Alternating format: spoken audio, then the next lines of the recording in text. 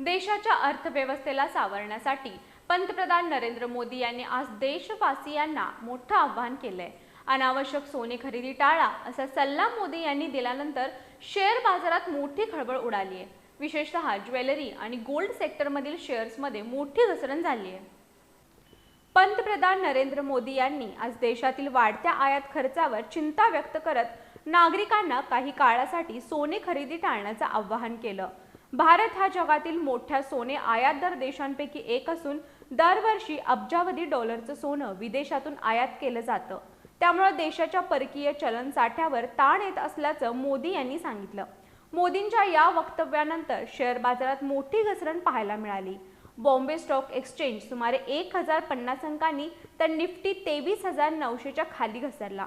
Jewellery क्षेत्रातील Titan, कल्याण jewellers, Senco gold यासारख्या कंपन्यांचे शेअर 7 ते 10% घसरले।